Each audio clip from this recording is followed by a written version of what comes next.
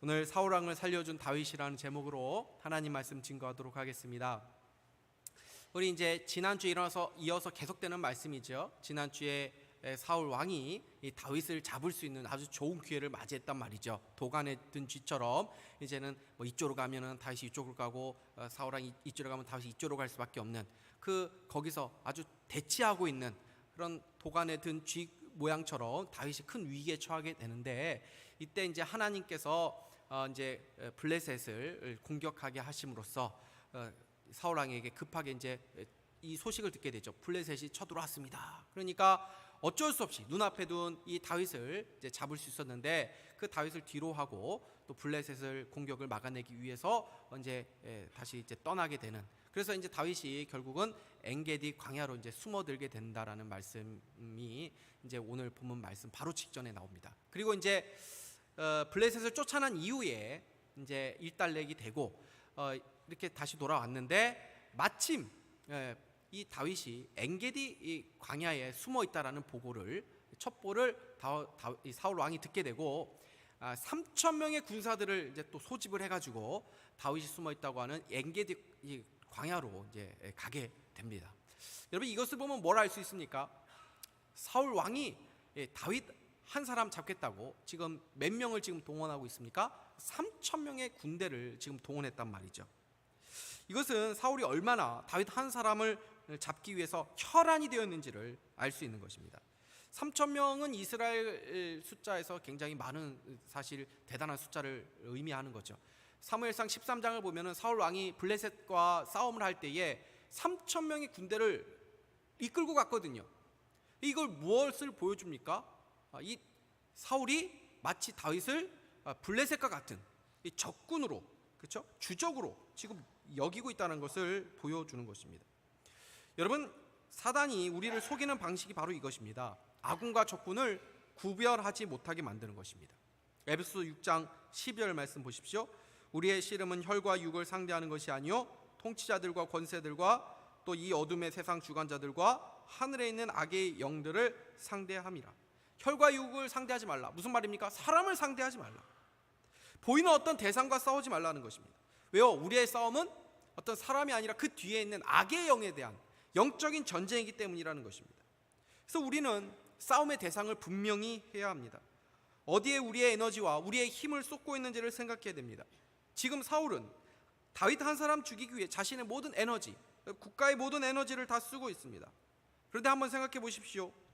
사울이 다윗 한 명 제거한다고 해가지고 이 모든 노력을 지금 다 기울이고 있지만, 그렇게 한다고 해가지고 뭐 사울이 그 다음에 굉장히 행복해지고 뭐 좋은 나날을 보낼 것 같습니까? 다윗 죽이고 나면 사울이 행복할까요? 사울은 왕이지만 지금 지옥 안에 살고 있죠. 지금 그가 행복합니까? 다윗을 지금 잡으려고 혈안되어 있는 사울의 마음이 지옥 아니겠습니까? 이것이 누구의 원인에 있는 것입니까? 다윗 때문에 지금 사울이 이렇게 불행한 것입니까? 아니죠. 사울 자신 안에 그 원인이 있는 것입니다. 하나님과의 관계가 깨어졌기 때문이죠. 여러분, 행복의 근원이 어디 있습니까? 늘 기억해야 됩니다. 하나님과의 관계에 있다는 것입니다. 우리는 자꾸 행복의 원인을 다른 곳에 찾으려고 합니다. 이 목표 하나 달성하면, 이 일만 성사되면 행복할 것 같아가지고 거기에 모든 것들을 다 쏟아붓습니다. 근데 사단은 잘못된 삶의 목적을 우리에게 두게 만들어서 우리의 모든 시간과 물질과 에너지를 다 낭비하게 만들다는 것입니다. 금요 강요 기도회 때 이제 시편 말씀을 나누고 있지만, 다윗이 쓴 시편들을 한번 보십시오. 다윗은 사울 한 사람 때문에 자신의 인생을 불행하게 만들지 않습니다. 자신의 인생을 망가뜨리지 않습니다. 다윗이야말로 사울 한 사람만 없어지면 행복할 것 같았던 사람 아니겠습니까? 그러나 다윗은 이 사람만 없으면, 이 문제만 해결되면 정말 행복할 텐데 라고 생각하지 않았습니다. 시편을 보면 다윗은 사울에게 쫓기고 죽음이 막 코앞에 다가온 것 같은 상황에서도 하나님을 바라보면서 그분 안에서의 만족과 기쁨을 누렸다는 것을 보게 됩니다. 여러분, 환경이 우리에게 행복 주는 것이 결코 아니다라는 것을 늘 기억해야 됩니다. 우리는 바로 지금 여기서 기쁨과 만족을 그리스도 안에서 누릴 수 있는 존재임을 기억할 수 있기를 바랍니다. 우리가 지금 예배드리고 있지 않습니까? 한번 잘 생각해 보십시오. 우리 같은 존재가 어떻게 거룩하고 영광스러우신 그 하나님을 예배할 수 있는가? 우리가 잘 몰라서 그렇지 이 예배의 시간이 정말 놀랍고 영광스러운 시간인 것입니다. 기쁨 잃어버리셨습니까? 염려와 근심이 있으십니까? 그 순간에 하나님을 한번 예배해 보십시오. 하나님을 보면서 예배할 때 승리하게 되는 줄 믿으시기 바랍니다. 사울이 엔게디 광야에 3,000명의 군사들을 이끌고 왔지만 사실 다윗 찾기가 쉬운 것은 아니었습니다.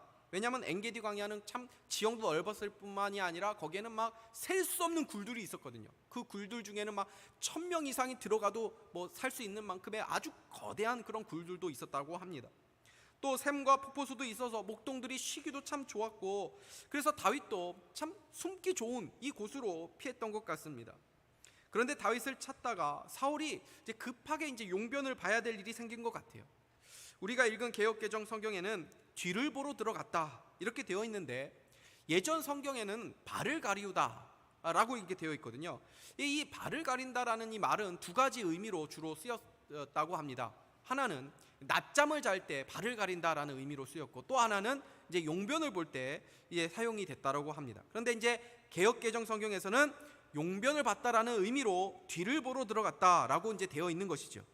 저는 이것이 잘된 해석이라고 생각합니다. 왜냐하면 사울 왕이 다윗이 숨어 있는 이 굴에 들어왔을 때 정황상 혼자서 어떤 호위병을 데리고 온 것이 아니라 혼자서 들어온 것으로 보이기 때문에 그렇습니다.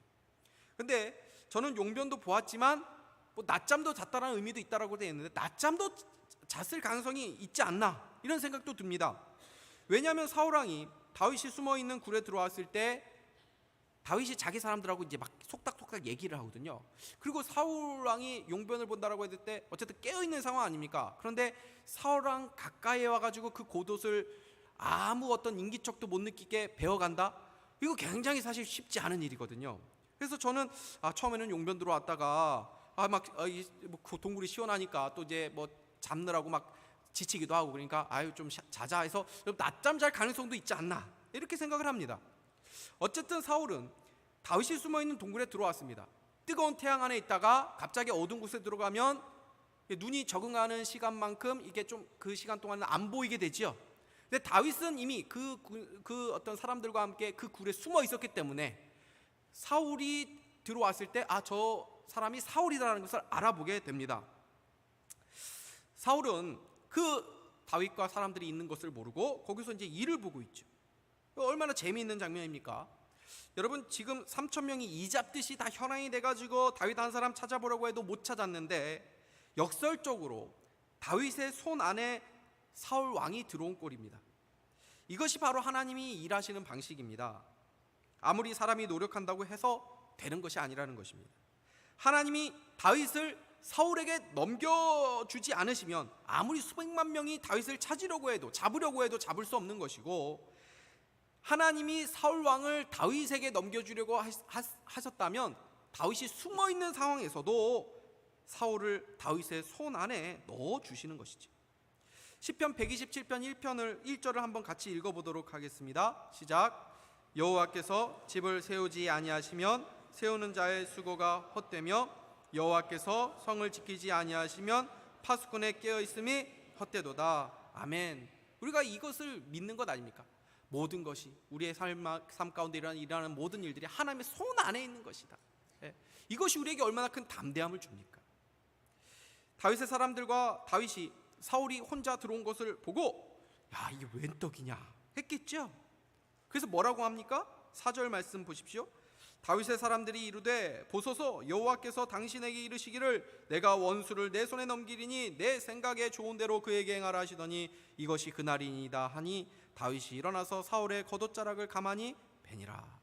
모든 사람이 말했습니다. 이거 하나님이 주신 기회 아닙니까?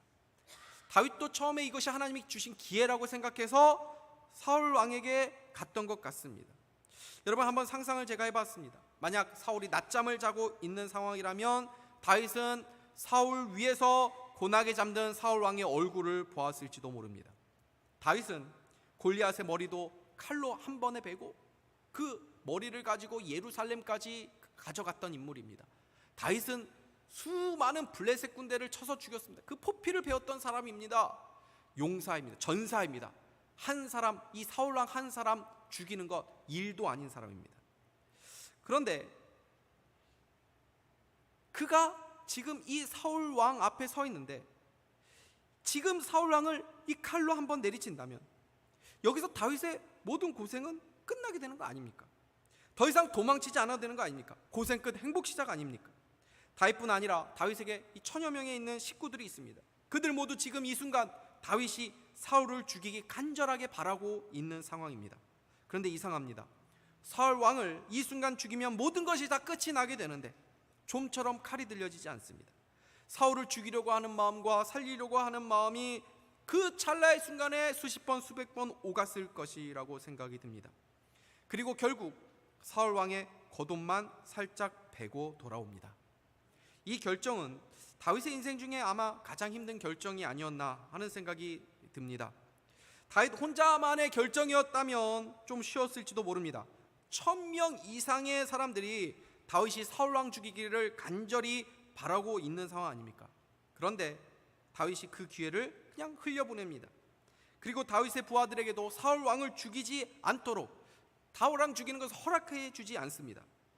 여러분, 이것은 대단한 용기죠.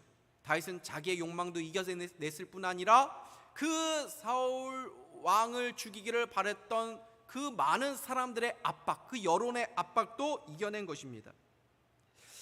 그러면 왜 다윗은 그토록 이 좋은 기회를 지금 그냥 보낸 것입니까? 그 이유는 바로 사울 왕을 죽이는 것이 자신의 권한 밖의 일이라고 생각했기 때문입니다.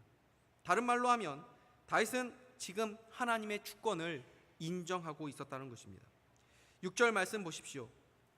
자기 사람들에게 이르되 내가 손을 들어 여호와의 기름 부음을 받은 내 주를 치는 것은 여호와께서 금하시는 것이니 그는 여호와의 기름 부음을 받은 자가 됨이니라 하고, 많은 사람들이 이것이 하나님이 주신 기회라고 말했습니다.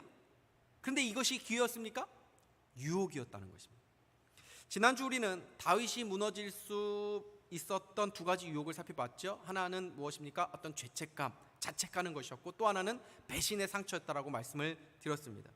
이것은 고난 속에서의 유혹입니다. 근데 이번에는 좋은 기회 속에 유혹이 있었습니다. 우리는 기억해야 됩니다. 고난이 유혹이 되기도 하지만 성공은 더 큰 유혹으로 다가올 수 있는 것입니다. 사람들이 말합니다. 이건 기회야. 근데 신앙만 좀 포기하면 되는 거야. 돈도 많이 벌 수 있고 힘든 일도 아닌 것 같은데 결정적으로 그게 신앙적인 일이 아닌 것이죠. 이만한 사람 없어, 이만한 남자 없어, 이만한 여자 없어. 그 사람 붙잡아. 직업도 좋고 보니까, 그죠? 뭐 성격도 좋고 다 좋습니다. 근데 단 하나, 신앙이 없어요. 그래, 하나님의 말씀과 배치되는 것은 기회로 보이더라도 유혹이다라는 거예요. 이 기회 붙잡으면 지금까지의 고생이 다 끝나고 행복이 시작되는 것 같은데 유혹이다라는 것입니다. 여러분, 그것 놓치는 것을 아까워하지 마십시오. 그것은 기회가 아니라 유혹입니다. 기회 놓칠까 봐 걱정하지 마십시오. 왜요? 진짜 기회는 세상으로부터 오는 것이 아니라 하나님으로부터 오는 줄 믿으시기를 바랍니다. 돈을 벌 수 있는 기회 놓쳤다고 후회하시는 분들 계십니까? 좋은 사람 놓쳤다고 후회하시는 분들 계십니까? 좋은 기회 놓친 것 같다고 아직도 후회하시는 분들 계십니까? 아닙니다. 후회하며 과거에 발목 잡혀 사지 마십시오. 거기에도 다 하나님의 뜻이 있는 것입니다. 다윗이 사울 왕을 살려보낸다고 해서 기회를 놓쳤습니까? 아니죠. 다윗은 결국 왕이 되게 됩니다.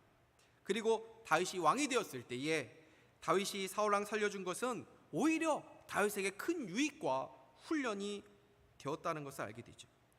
다윗은 이 일을 통해 하나님이 진정한 왕이라고 하는 훈련을 한 것입니다. 여러분, 이스라엘의 왕은 어떤 사람입니까? 다른 나라의 왕은 자기의 가진 고난을 자기 마음대로 다 사용할 수 있는 왕이었습니다. 그러나 이스라엘의 왕은 그렇게 해서는 안 된 사람입니다. 왜요? 이스라엘의 진정한 왕은 하나님이었기 때문입니다. 이스라엘의 왕은 하나님의 말씀에 따라서 나라를 다스려야 될 왕이었기 때문입니다. 그렇기 때문에 자기 마음대로 하지 않는 훈련이 되어야만 하는 사람입니다. 하나님이 금하시는 것은 하지 않을 수 있는 자기 통제, 자기 절제의 힘이 필요한 사람입니다. 그렇지 않으면 다윗도 사울 왕처럼 자기 마음대로 칼을 휘두르는 또 하나의 사울 왕이 될 수밖에 없는 것이죠. 지금 보십시오. 사울은 자기 마음대로 나라를 움직이고 있지 않습니까? 사울은 지금 하나님이 이스라엘의 왕이 아니라 자기가 이스라엘의 왕이라고 착각하고 있는 것입니다. 사울이 왜 분노하고 다윗을 죽이려고 하고 있습니까? 하나님이 세운 다윗을 인정하지 못하겠다는 것입니다. 하나님의 주권을 인정하지 못하는 것이죠. 사울과 다윗이 구분되는 지점이 바로 여기에 있습니다. 다윗은 이 훈련을 광야에서 받고 있는 것입니다. 여러분, 요즘 이제 급발진 사고가 많이 일어난다고 하죠. 차가 갑자기 브레이크가 작동되지 않는 것입니다. 아무리 값비싼 차라고 해도, 세계에서 가장 빠른 자동차라고 해도 만약 거기에 브레이크가 없다면 여러분은 그 차를 타시겠습니까? 아무리 훌륭한 명마라고 해도 왕이 타는 그 말이 왕의 명령을 듣지 않는다면 그 말을 왕이 탈 수 없는 것입니다. 세상은 저마다 속도전을 펼치죠. 누가 빠른가를 경쟁합니다. 그러나 정작 우리에게 필요한 것은 속도가 아니라 멈출 수 있는 능력이 있어야 된다는 것입니다. 브레이크 없는 질주는 그 마지막이 파멸이기 때문에 그렇습니다. 그래서 하나님이 우리에게 이 멈춤의 훈련을 시키실 때가 있습니다. 그래서 하나님은 때로 우리에게 기다림의 훈련을 시키십니다. 인내의 훈련을 시키십니다. 그런데 훈련 참 어렵죠. 우리는 기다리는 것을 얼마나 힘들어합니까? 주일에 어쩌다 보면 이제 밥이 때가 되지 않아서 준비가 안 되는 때가 있다라는 이야기를 이제 들을 때가 있습니다. 그래서 밥을 분주하게 얼마나 급하게 준비하시는지 모릅니다. 근데 밥을 그 기다리는 시간 그래봐야 사실 10분 15분 아닙니까? 그럼에도 그 시간이 참 힘들 수 있죠, 기다리는 것. 그러나 우리 산상교회 성도들 보면 얼마나 겸손하신지 아무 말씀 안 하시고 참 그 시간 잘 기다리시는 것 같더라고요. 주차를 했는데 앞에 누가 그 차를 세워놔서 연락을 했는데 차주가 그죠? 연락 받아가지고 나온다고 했는데 10분 지나도 안 나오면, 그죠? 이제부터 마음이 막 화가 나기 시작하죠. 마음이 급해지면 화를 내기가 쉽습니다. 잘 보십시오. 우리가 분노할 때가 언제인지. 잘 못 잡을 때, 마음이 조급해질 때, 그때 분노하게 되죠. 우리 인생에도 관성의 법칙이 작용합니다. 그래서 이 세상을 살다 보면은 세상에서 하던 일을 계속 해야 될 것 같습니다. 그걸 멈춰서기가 힘든 것입니다. 근데 그것을 멈춰서는 시간이 언제입니까? 하나님께 예배드리는 주일입니다. 주일에 우리는 우리의 왕이 모든 것을 멈추라고 하는 그 명령을 듣고 멈추는 훈련을 매주마다 하는 것입니다. 그래서 예배드리는 인생이 하나님 앞에 쓰임받는 인생이 될 수 있는 것입니다. 예배드리는 인생이 모든 삶에서도 하나님을 인정하고 그분의 말씀에 순종하는 삶을 살아갈 수 있기 때문입니다.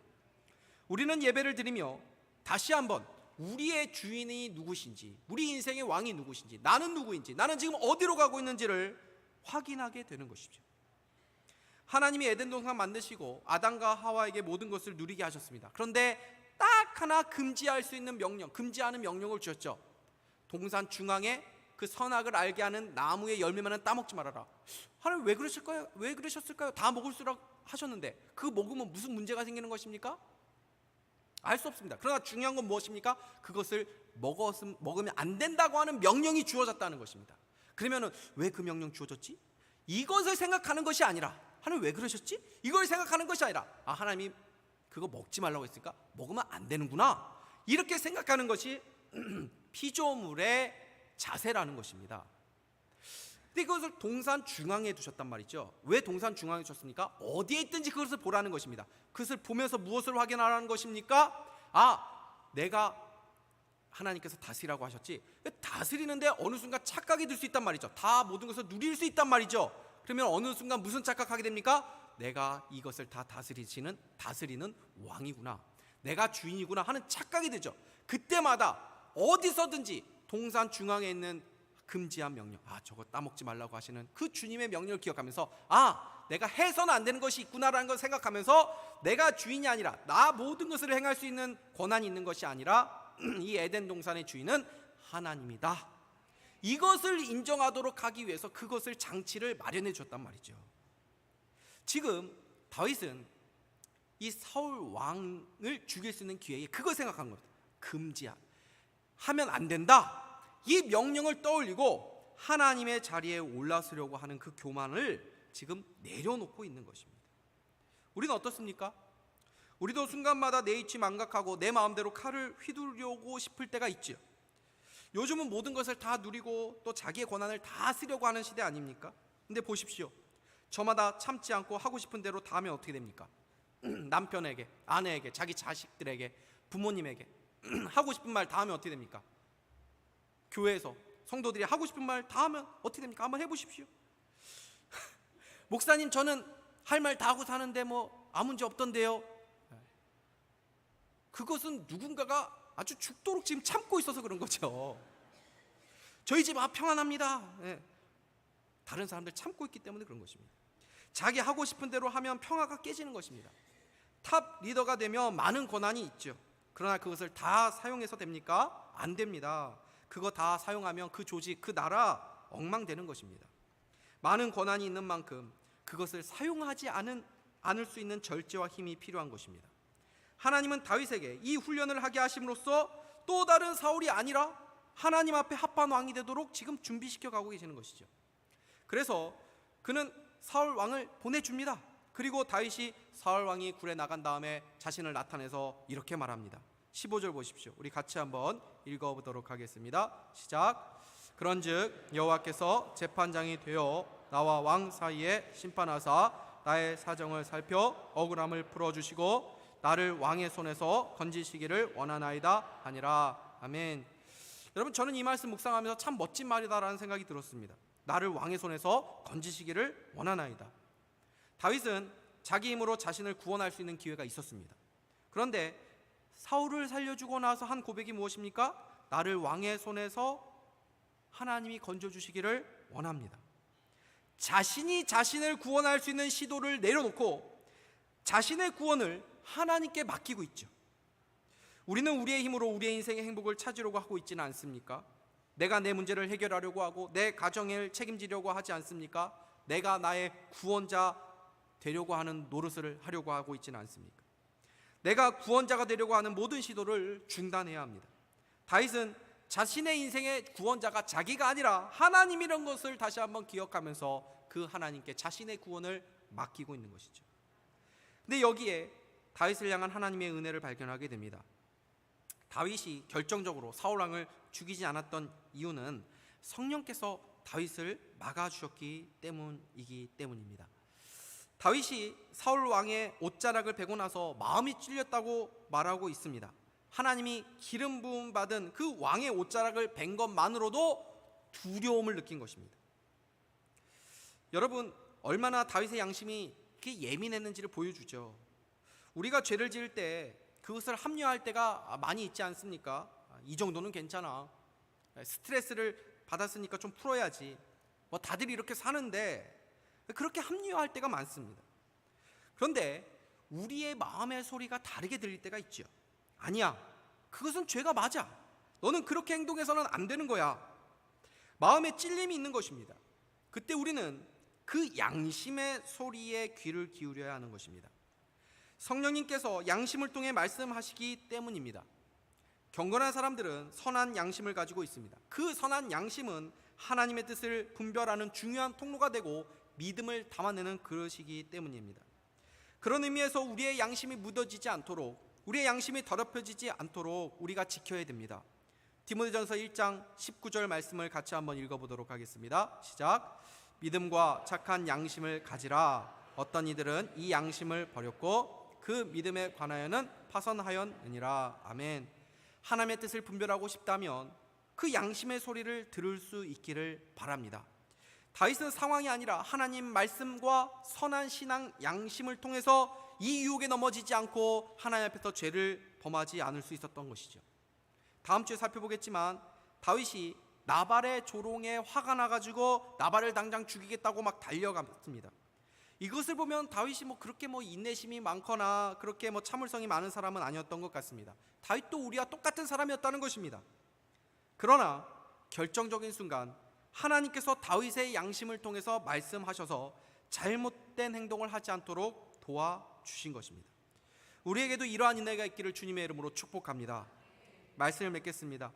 오늘 사울왕을 살려준 다윗의 모습 속에 우리는 우리를 죄에서 구원하여 주신 우리 예수 그리스도의 모습을 발견하게 됩니다.